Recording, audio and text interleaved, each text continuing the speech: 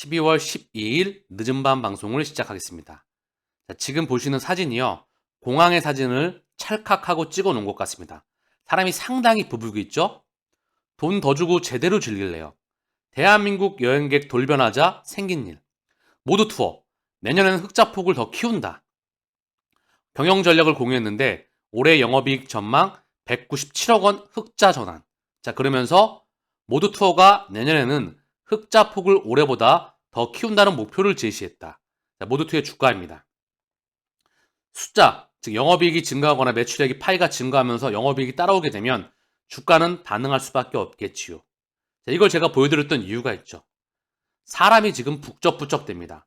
전 세계가 계속해서 엔데믹으로 인해서 다시 한번 북적북적되면서 돌아다닙니다. 돈도 많이 돌아다니죠. 이 말이 뜻하는 말은 뭐다? 경기를 일시적으로 리바이벌 시킨다.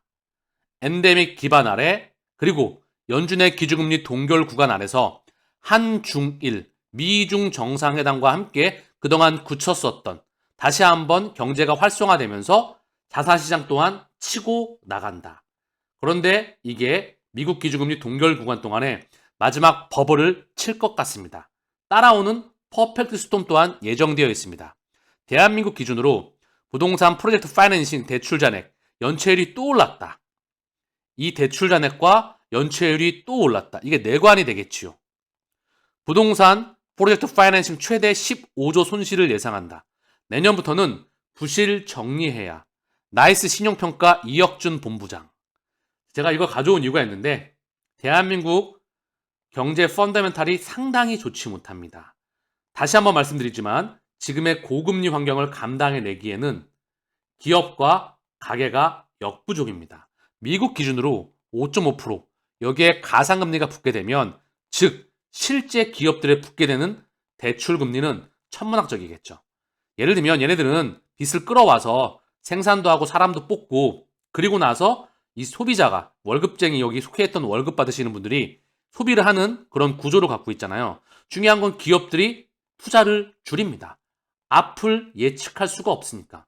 고금리 환경이기 때문에 섣불리 돈을 끌어와서 투자를 감당해내기엔 전 세계 빅테크 기업이나 다국적 대기업들을 제외하고는 자금력이 뒷받침되지 않는 그런 기업들은 몸을 사릴 수밖에 없습니다. 그게 바로 고금리 환경이라는 거죠. 이게 지속되고 있는 겁니다. 그러면 하나하나 빠그러지면서 이게 연쇄적으로 빠져나가면서 결국 금융 내가를 건드릴 수밖에 없어요. 이게 대한민국에서는 프로젝트 파이낸싱, 제2금융권, 건설사 이게 그리고 도미노로 확장될 수가 있습니다. 이 모습이 미국에서는 상업용 부동산 이것 또한 확장해 나가겠죠. 그렇죠? 그리고 신용도가 약한 기업들이 빠그러지면 결국 전통 트레디파이 또한 영향을 받을 수밖에 없습니다. 전통 금융사들이 맞물리게 되면서 결국 실물 경제 펀더멘탈이 받쳐주지 않는 지금의 상승장 꽤나 길게 진행될 겁니다. 그런데 결국은 이 버블은 터질 수밖에 없다는 거. 우리는 이 부분을 준비해야 됩니다. 누가? 한국의 3대 신용평가사인 나이스 신용평가가 알려주고 있네요. 여기서 한번 확장해 볼까요? 한국에 3대 신용평가사가 있습니다. 첫 번째 한신평, 두 번째 한기평, 한국신용평가, 두 번째 한국기업평가, 세 번째 나이스입니다. 전 세계적으로는 어디 3대 평가사이죠? 첫 번째가 무디스. 얘네들은 다국적 대기업뿐만 아니라 국가까지 신용도를 평가하죠. 두 번째 S&P, 세 번째 피치. 얘네가 전 세계 3대 메이저 신용평가사입니다. 기득권의 최정점에 있죠. 국가와 기업의 신용도를 결정을 한다. 생명줄을 쥐고 있다는 겁니다. 자, 그러면 대한민국의 원투펀치인 한신평과 한김평 얘네들은 과연 이들과 상관이 없을까요? 지금 나이스 신용평가 여기 이혁준 본부장이 부동산 프로젝트 파이낸싱에 대해서 리스크를 이미 예견해 주고 있습니다. 자, 그러면 신용평가의 세계 한기평, 한시평, 나신평 국내 신평사 빅3 국내 신용평가 시장은요 얘네 과점 체제입니다. 얘네가 다 선점하고 있어요. 자, 그래서 나이스 신용평가를 제외한 2개사는 글로벌 신평가사가 최대 주주 위치에 있다. 한기평의 경우 피치 지분이 무려 73.55%에 달한다. 피치는 2001년 유상증자를 통해서 첫 투자를 시작한 뒤 지속적으로 지분을 매입해서 대주주에 올랐다. 한신평과 제휴관계에 있던 무디스 역시 2016년 지분 무려 100%로 확보했습니다. 한신평의 주인은 지분 100%인 무디스입니다. 그리고 한기평의 지분은 73.5, 피치가 갖고 있습니다. 국내 원투펀치 신용평가사는 피치와 무디스가 주인입니다. 나이스 신용평가는 국내 자본인 나이스 홀딩스가 100% 지분을 보유하고 있으나 2018년 해외 신용평가사인 S&P와 업무 협약을 체결한 뒤 꾸준히 파트너십을 유지하고 있다. 자, 그들의 영향권 아래에 있다는 거죠. S&P 그리고 무디스, 피치가 우리나라 3대 신용평가 시장과 연결되어 있습니다. 자, 지금 보시는 화면은요. 대한민국 넘버원 세계적인 반도체 회사이죠. 삼성전자 시가총액 무려 438조입니다. 전 세계적인 기업인데요. 바로 여기에 신용등급을 누가 평가하냐? 한국신용평가, 한국기업평가, 나이스가 평가하고 있습니다. 그쵸? 자, 그리고 이들의 지분은 누가 가지고 있다? 무디스, 그리고 피치가 가지고 있습니다. 세계 3대 신용평가사는 무디스, S&P, 피치입니다. 그리고 여기 주요 주주로서 바로 블랙록이 포진되어 있다. 자, 그러면 이들의 연관 고도를 한번 살펴보겠습니다. 세계 3대 신용평가사 첫 번째 넘버원이 무디스예요. 자, 무디스의 주인장은 누구일까요? 버크셔 회사의 뱅가드, 블랙록, 스테이트 스트릿입니다. 바로 그들이죠. 희한하죠? 삼성전자에 또 블랙록이 들어와 있네요. 대주주의 위치로서. 그쵸? 5.03 지분. 자, 그러면 버크셔 회사에 좀 전에 보셨죠? 여기 무디스의 주요 주주에 버크셔 회사가 포함되어 있습니다. 최대 주주네요. 그럼 버크셔 회사의 주요 주주는 누구일까요? 뱅가드, 블랙록, 스테이트 스트릿, 뱅가드입니다. 즉 뭐다? 주인이 같습니다. 뿌리가 정확히 연결되어 있다는 것을 의미하죠. 바로 이들 뒤에 바로 그들이 전 세계를 움직이고 있는 겁니다. 자, 그러면서 S&P 글로벌까지 한번 확인해 볼게요. S&P의 주인장은 누구일까요? 뱅가드, 블랙록, 스테이트 스트릿, 뱅가드입니다. 감이 오시겠죠? 이들이 바로 전 세계를 움직이는 겁니다. 결국 한국의 신용도 또한, 자, 대한민국 예를 들면 우리도 개인들도 은행에서 신용평가를 받잖아요. 그쵸? 그래서 우리가 대출금리나 여러 가지 은행에 계좌를 못 트게 되면 진짜 꽁꽁 묶이잖아요. 계속해서 사금융으로 내몰리게 되잖아. 그래서 신용등급에 굉장히 많이 신경을 쓰잖아. 우리 일반 개인들과 대중들도. 하물며 세계적인 기업들은 한신평과 한기평, 한국신용평가와 한국기업평가, 얘네의 신용등급의 영향을 벗어날 수가 없습니다. 이게 본드가 채권이고요. 장기자금. 주식과 채권을 통해서 기업들은 장기자금을 조달합니다. CP는 뭐죠? 단기자금, 기업 어음이에요. 바로 얘네가 기업의 생명줄을 가지고 있다. 누가? 무디스, S&P, 피치가. 얘네의 주인은 누구다? 블랙록, 뱅가드, 스테이트 바로 그들이다. 그들 뒤에 바로 전 세계를 움직이는 그들이 있습니다. 그럼 뭘까요? 정리를 해보면 전 세계는 하나로 움직여져 있다는 것을 우리는 다시 한번 오늘 방송을 통해서 알 수가 있습니다. 자, 그래서 비트코인, 이 비트코인 2008년도에 나왔죠?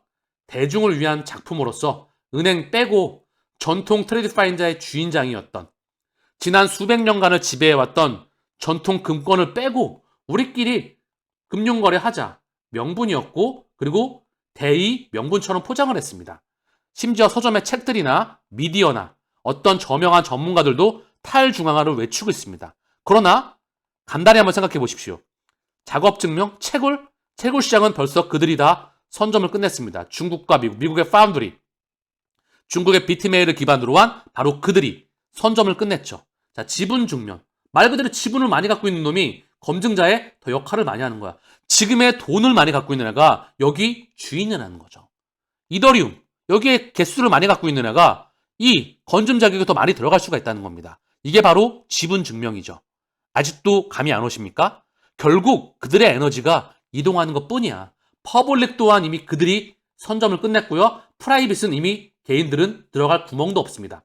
참여조차 허락하지 않습니다. 지금 우리가 투자하고 있는 토큰들, 퍼블릭 블록체인들 있지 않습니까? 비트코인과 이더리움과 각 섹터별, 지금 주목받고 있는 그런 코인들.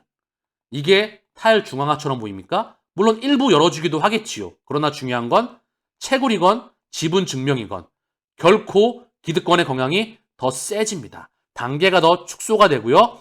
결국 통제 세상으로 오고 있다. 2008년 탈중앙화를 명분으로 해서 베타 테스트가 진행되었지만 2012년 진짜 그들 간의 홀세일, 도매망 구축의 중심인 바로 리플랩스가 탄생하였죠. 그리고 각 섹터별 대장 코인들이 꾸준히 발을 맞춰서 탄생하고 있습니다. 이 문명을 함께 그들이 바꿔나가는 겁니다. 우리는 여기 어깨 위에 올라타는 거야. 비트코인 지금 5,700만 원? 여러분도 어떻게 생각하십니까? 이거 떨어질까요? 올라갈까요? 신밖에 모르죠. 100% 어떻게 예측합니까? 그러나 저는 올라갈 확률이 99% 이상이라고 보고 있습니다. 그냥 제 방송 따라하거나 또는 근거 없이 얘기하는 사람들 말고 이미 그 근거는 과거 방송을 통해서 충분히 제시해 왔습니다. 한 10년 기준 100억 기준 플러스 마이너스 알파. 이더리움 5억에서 10억, 10억, XRP 대략 한 100만 원 기준 보고 있습니다. 제 기준으로. 이렇게 말하면 지금 미친놈이겠죠. 이 소리를 들어야 1% 안에 들어갈 수 있는 미래를 볼 수가 있다. 제가 예전에 에코프로 BM 투자했었을 때 남들이 약간 미쳤다 그랬어. 세계 최초의 항체 바이오시밀러인 셀트론 회사가 나왔었을 때 과연 아무도 믿지 않았습니다. 항체라는 의약품은 바이오시밀러, 즉 대체 지금의 복제약은 제네리라고 합니다. 바이오시밀러가 불가능하다고 했었죠. 늘 마찬가지입니다. 삼성전자가 지금의 삼성전자가 되기 위해선 반도체 역사가 필요했죠. 그때의 반도체는 미국과 유럽이 갖고 있었어. 그리고 그 에너지가 일본으로 이동했죠. 여기에 삼성전자가 들어갈 구멍은 없었어. 이걸 이병철 회장이 시작한다 그랬을 때 다들 미쳤다 그랬습니다. 영국의 증기기관도 나왔었을 때 미쳤다 그랬죠. 그리고 공장이 굴뚝까지 생성이 됐었죠. 세계 최초의 기계가 나오게 되면서 대량 생산 체제가 바로 시작되었던 겁니다. 그게 지금까지 확장했던 거고요. 이때 대량 생산 체제가 되게 되면서 식민지가 필요했습니다. 그래서 2차 세계대전이 일어났던 거죠. 이때 대한민국은 뭐 했습니까? 문호를 닫고 농사를 지었습니다. 그러면서 4대열을 외쳤던 것이죠. 지금의 아버지 뭐 하시노? 학교 어디 나왔노? 직장은 어디시뇨? 니네 집은 돈에 얼마 있뇨? 가지고 있는 건 뭐 있노? 이게 바로 농사 짓고 4대열. 이거와 똑같은 상황이 나는 거죠.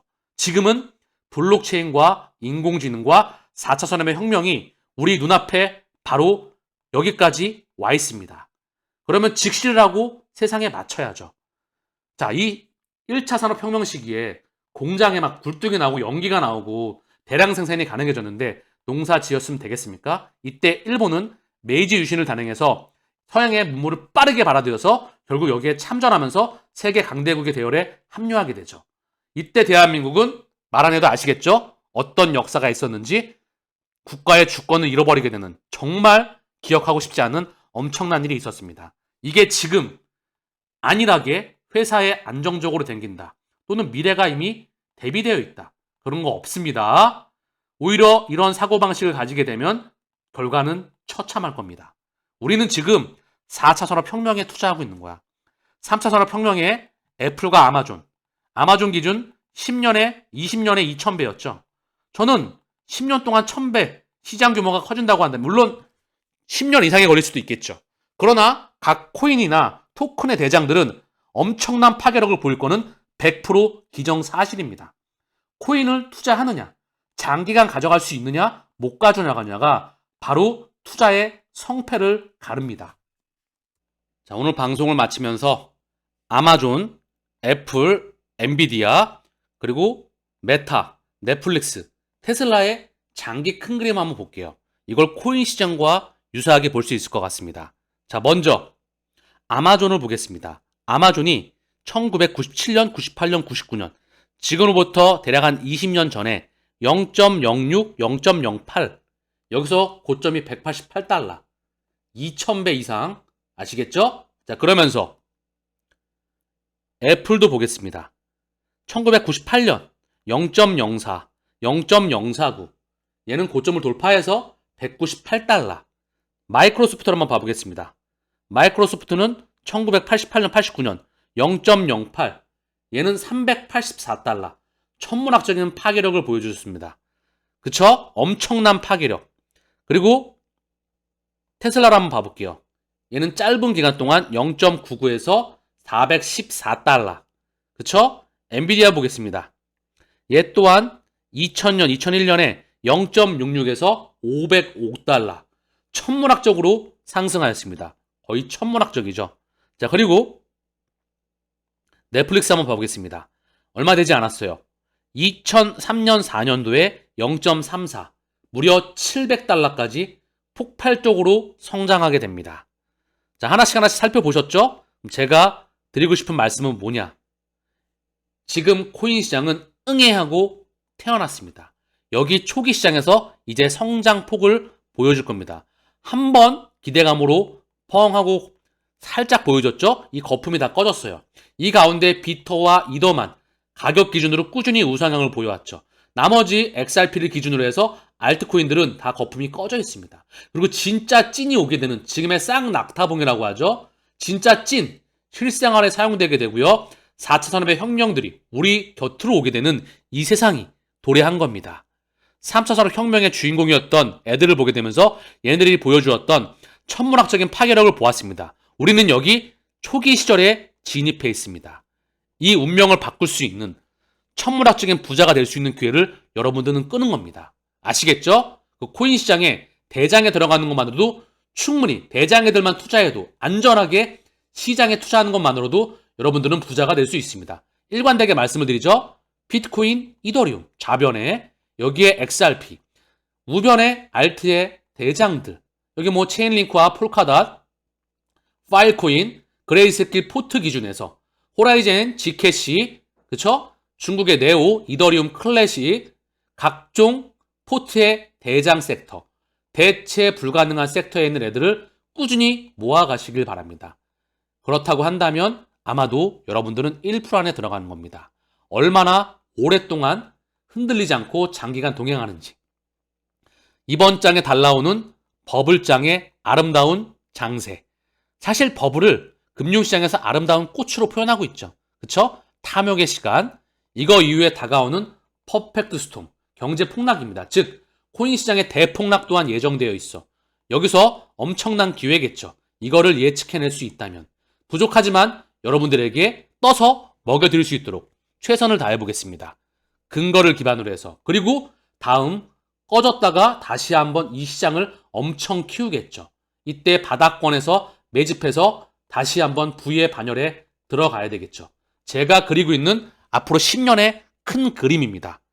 적어도 많은 분들이 이 부의 대열에 합류하길 바랍니다. 그리고 다시 한번 말씀을 드리지만 많은 인플루언서 중에서 이 그림을 그릴 수 있는 사람은 손가락에 꼽습니다.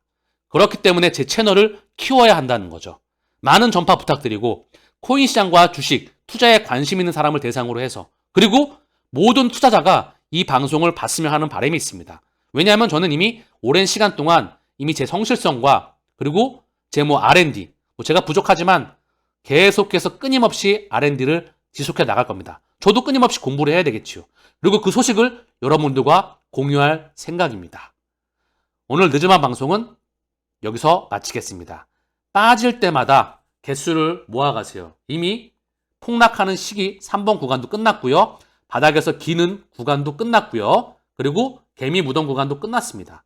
폭락하는 시기, 연준의 긴축 기간, 그리고 바닥에서 박박 뛰었던 그 기간들, 이게 가장 좋습니다. 매집하기에.